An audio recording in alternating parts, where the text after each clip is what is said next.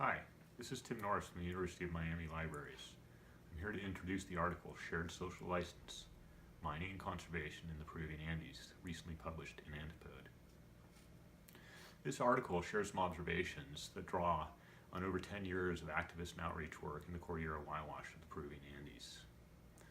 Largely, this work is focused on leveling the playing field between extractive interests and local communities as negotiations are made for access to natural resources on the community's territories. This article focuses on how conservation discourse and conservation actors play a role in these negotiations.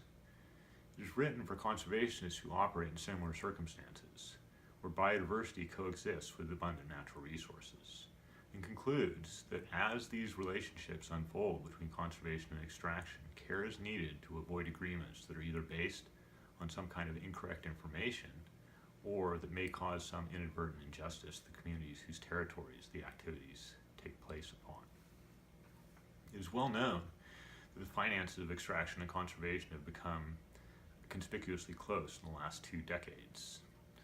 This is one result of increased reliance of private sector resources for conservation activities as opposed to state-led conservation initiatives.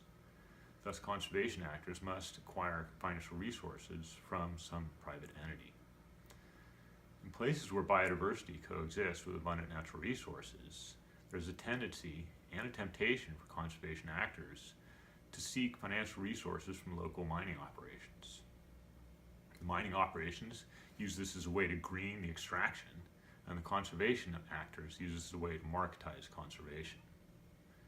This article, through a case study in the Peruvian Andes, explores how these relationships unfold on the ground and proposes a tentative theory, the development of fictitious commodities in nature examined for both sectors.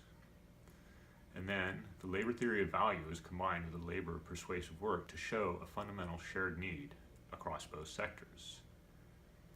In Peru's contemporary political and economic climate, the conservationists and the extractive actors must first persuade local landowners, usually indigenous communities, to allow for certain forms of capital to flow through their territories. The mining sector has labeled this process the negotiation of the social license. And in some cases, conservation actors must also acquire this social license. It is a de facto agreement that the communities will coexist with whatever forms of development are taking place on the territories. And in certain cases, the labor involved in the negotiation of the social license can be shared by both sectors. For the communities, this offers an opportunity for increased control over access to the resources in their territory, but it can also simply be a mechanism to sell out. For conservation actors, it can be a way to fund important conservation work, but there's a possibility of unjust enclosures both in the name of conservation and extraction. And for the mines, it's an opportunity to render profits for their shareholders. The article concludes by asking several questions that we still may not understand very well about how these relationships between conservation and mining unfold on the ground. What kind of relationships exist where the private property held is held communally? What kind of relationships exist between conservation and mining on state-held lands? Or what kind of relationships exist between conservation and extraction on private lands held by extractive enterprises? Perhaps more interestingly, what other kinds of shared persuasion might exist? What evidence exists in other places for these shared forms of negotiation?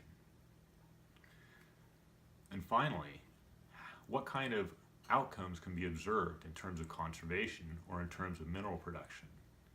And most importantly, how might these outcomes influence sustainability and justice for the people who live in these areas? If you're at all interested by any of this, please read the article and you'll see more. Thanks.